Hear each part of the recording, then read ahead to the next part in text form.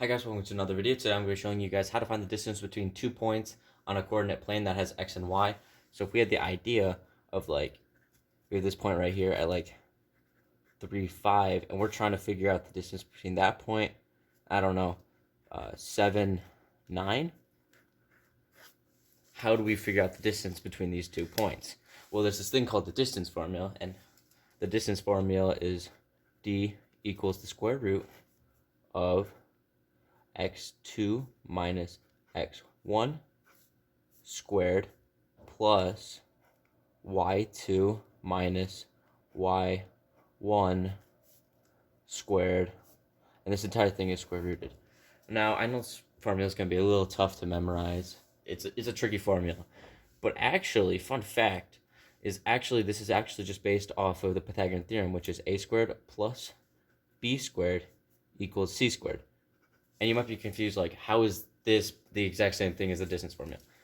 If we think of it like this, per se, then we can figure out the distance between this point. As we can tell, 7 minus 3, this would technically be 4, and 9 minus 5, this would be 4. Because, just like in this formula, what this is doing right here, the x's and the y's here, is figuring out actually the distance of the x's and the y's between the points.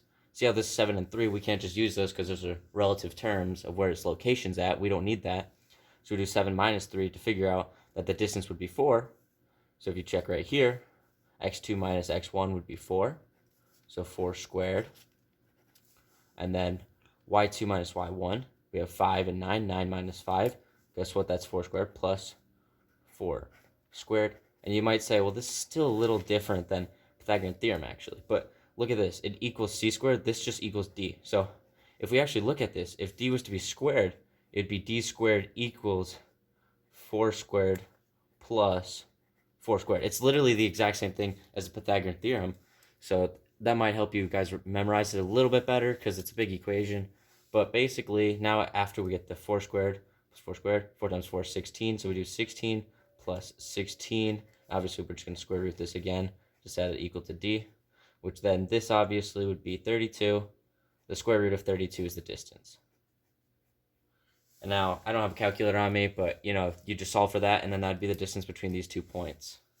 Okay, let's do another problem, because we can do this also with negative points even. So if we have, -3, comma, -5 or something, and then the other point is 7, comma, -9.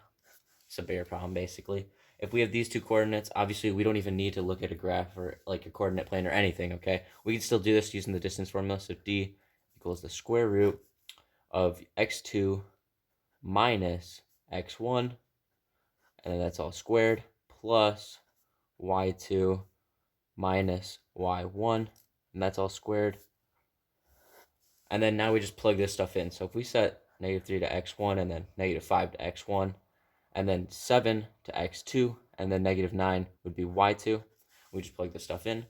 x2, obviously, that would go right here. So we have the square root of 7 minus, and then we have x1, which is -3. So you're technically going to add 3 because, minusing a minus, and that's going to be squared. And then we're going to add that with y2, -9, minus, and then since this is -5, it's going to be adding 5. And that's going to be squared. This entire thing square rooted. And then we just simplify from here. 7 plus 3 is 10. So we got 10 squared plus, and then right here we have -4. So technically we're going to be, adding a -4 squared.